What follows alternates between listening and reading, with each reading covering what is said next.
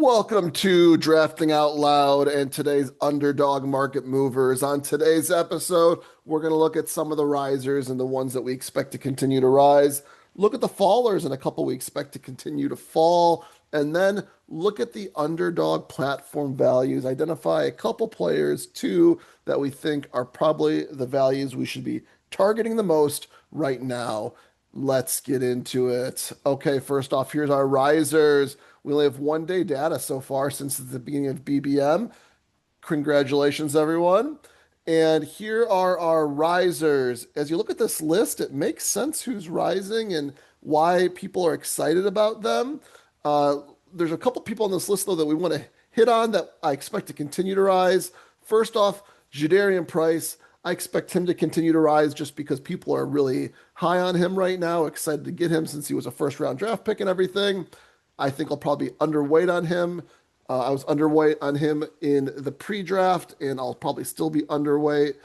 Um, just don't know how much of an early season hammer he's going to be because he's a rookie, and then don't know how much of a late season hammer he's going to be because Zach Charbonnet should be back. So if he's neither of those, then where's his value basically? Tony Pollard here has already shot up 15% since yesterday. He's still got some room to climb, but a lot of the value's been kind of sucked out right there already. I'm still drafting Tony Pollard at this price. I expect him to probably rise up, you know, into the 80s at least, if not 70s or something like that. But I could be wrong though, because I expected like an Aaron Rodgers or Jordan Mason to be on this list, but they're not on this list, believe it or not. So, who knows what I know sometimes, or if I'm right sometimes. Um, the next one on here that we expect to continue to rise is Jeremiah Love. He's still a third round pick. Expect him to get into the second round.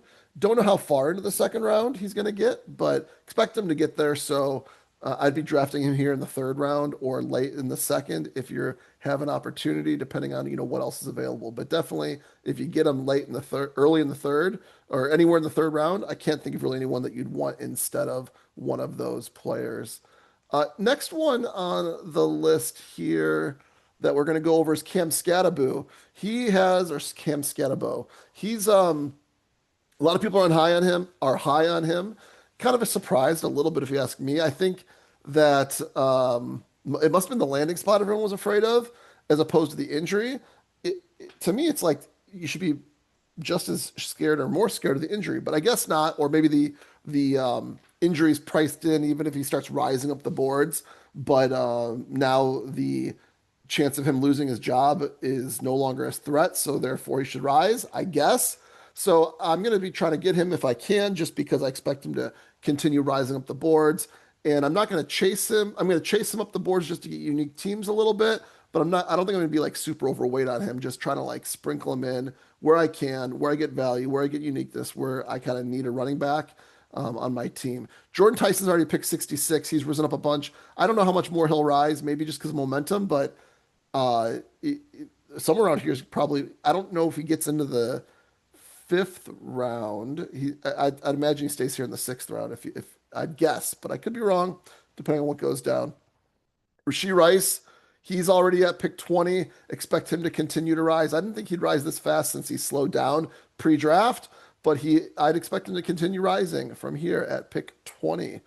Jermaine Bernard already risen up, 10 picks or so, and he got an exciting landing spot. So I kind of expect him to continue to rise. Also, there are some players that didn't have ADPs that might have ADPs now, actually, now that I'm thinking about it, like Antonio Williams. He might have an ADP now, and he didn't before. I'm going to just take a quick look here. Yeah, so he's got an ADP actually of 200. So Antonio Williams, it would be on this list as well if he had an ADP yesterday. So Antonio Williams is rising. People seem to be high on Derrick Henry now versus before. Not sure why exactly. Maybe because they got a offensive lineman in the draft, but he's looks like he's rising a bit. I wouldn't mind. I don't mind taking him at the end of the second round, and I'll sprinkle him in a little bit, just like I did last year. But I'm not going to be heavy on him no matter where he goes. I'll sprinkle him in a little bit no matter where he goes. Jonathan Brooks rising up the boards because they didn't get a running back, I guess. That one's and Chuba Hubbard's also kind of rising up the boards a little bit too. He didn't make the list, but I've seen people overdrafting him, so he's got to be rising up the boards as well. In fact, I'm looking here right now. I see he is. He's up 2.19%. So for the day. So they're both rising up the boards because they didn't get another back on the team. So get your Carolina running backs at better value right now. Tyrone Tracy, just like Cam Scadaboo, doesn't have a that same threat he had before, so rising up the boards also. And then Josh Downs, just because of the Alec Pierce news and them not drafting someone, he's rising up the boards too. So I'd expect a lot of these players to continue rising. Price continue rising, Pollard continue rising, Love continue rising, Scadabo continue rising. I don't think Tyson or Jefferson will continue rising that much. I expect Rice to continue rising. I think Bernard will just because rookie hype. I don't know how much Henry's going to rise. I'd expect him to kind of stay somewhere around here. Brooks, it's hard for him to rise too much more until there's news. So I don't know how much I expect from here. Um, Trey Tucker, I don't think he's going to rise too much more, but he could, I guess. And then Tyrone Tracy and Josh Downs, I expect them to potentially rise some more as well. Going to the fallers here, there's two people that I kind of think we should highlight here that are slightly more surprising compared to the rest of them. One would be Devon Achan. He just wasn't falling a whole lot, but now after the draft, he's falling. So kind of surprised that people are actually reacting to that now, but they are. Um, I think he should continue to fall just because of being on the Miami team, a change in philosophy. What does that mean for him as far as number of catches? He was buoyed by number of catches, and if their offense isn't good, and he's not getting touchdowns, and he's not getting catches, a smaller back as well. A lot of risks, and I don't know if the ceiling is as high anymore either. Then George Pickens, there's still some threat as far as holdouts and whatever's going on over there or trades. So just the uncertainty is making him fall. I think he's someone that you probably want to sprinkle in your drafts, especially once he gets past like AJ Brown. Really want to sprinkle him in. Right now, even though AJ Brown isn't one of the risers, kind of expect him to be because he's expected to get traded to the Patriots, and he'll probably end up like as a second round pick at that point in time. So right now, I think I'm targeting mainly AJ Brown over George Pickens. Once AJ Brown jumps George Pickens, then I'll probably start sprinkling George Pickens in more, and then be not drafting AJ Brown as much, most likely. And then here are our platform values. There's two that I think we want to target on our platform values. One of those is Cam Scatabo. Again, he's also rising up the boards. He's also, you can see, 8 picks cheaper or 7 picks cheaper on Underdog. So I think you do want to try to get your Cam at the end of round 5 versus need to get him at the beginning of round 5. And then you'll maybe just sprinkle him in as if he keeps on going up the board. If you get really good injury news, he's definitely going to jump. So you kind of want to be ahead of that a little bit. If you want to have unique teams, again, I don't think I want to be overweight. The other one would be Drake May, who you can get at pick 70.